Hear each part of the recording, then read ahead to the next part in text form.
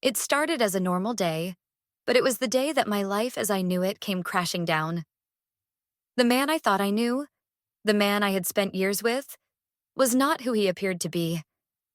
It wasn't just an affair that had been eating away at me for months. No, it was far worse than that.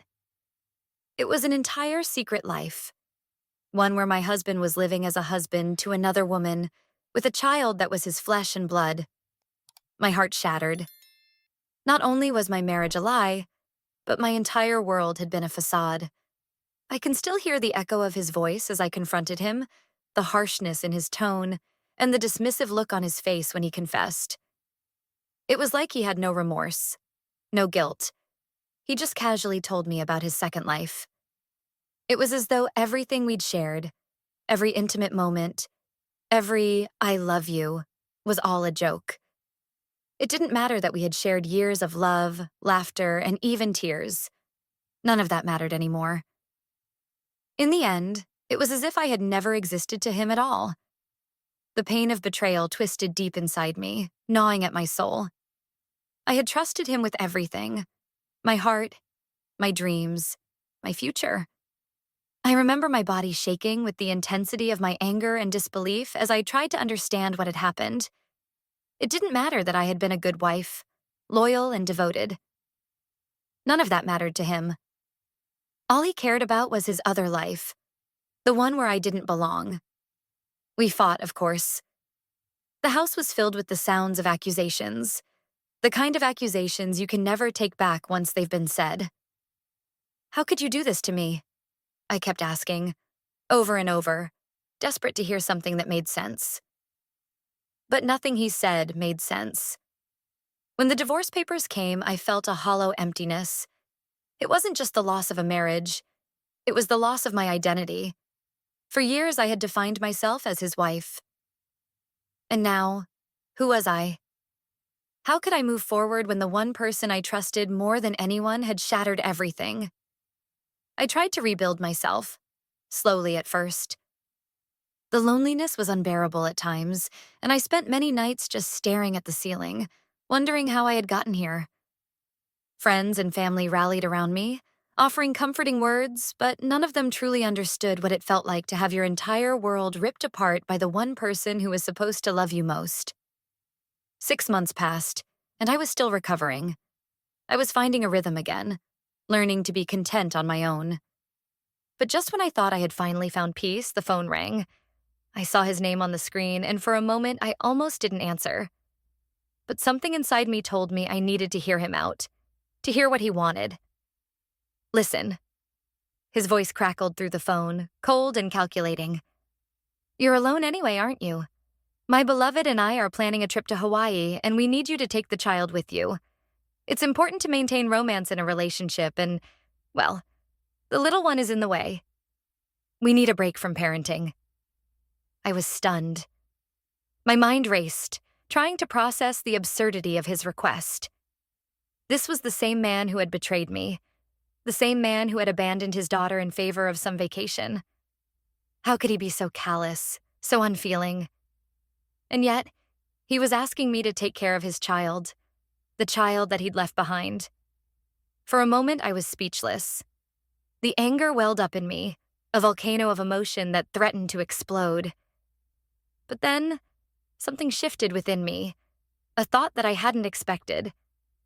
Instead of hanging up and telling him off, I decided to do something that would give me the control I had lost. "I'll take the child," I said, my voice calm, though my heart was pounding in my chest. "But I have conditions." He didn't even hesitate. Of course he wouldn't. He was used to getting everything he wanted, no questions asked. "Sure, whatever you want," he replied, practically yawning. The next day, he showed up at my door, his face carrying a mixture of arrogance and indifference. And there, standing beside him, was his daughter. A little girl, no more than 5, her eyes wide with innocent confusion. She clutched his hand tightly, looking up at me with trust, completely unaware of the turmoil swirling around her. The girl had his dark hair, but her eyes were filled with the same bright curiosity as her mother's. A pang of sympathy struck me for a moment. But it was fleeting. My ex didn't stay long. He dropped the child off without so much as a word of acknowledgement to me, as if I were some hired help. And then, as if to add insult to injury, he took one last look at me, his eyes sweeping over me with disdain. "You've let yourself go," he remarked with a sneer. "I see you're still stuck in the past. Well, enjoy your time with her." I stood there, frozen, watching him walk away. I didn't even flinch when he slammed the door behind him. I had a plan, and nothing he said could shake me. It was in that moment that I decided I wouldn't just be the babysitter. I wouldn't just play the role of the dutiful ex-wife. I would make him feel the consequences of his actions.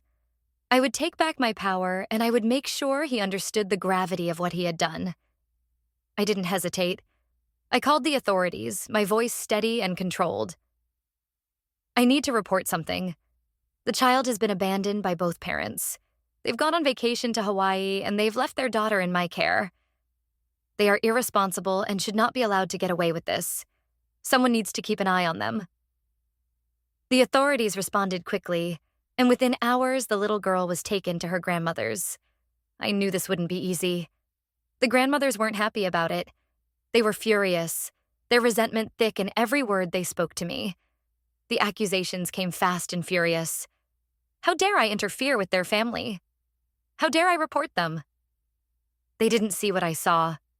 They didn't see the way their son had abandoned his own flesh and blood for a vacation. But I didn't care about their anger. This wasn't about them.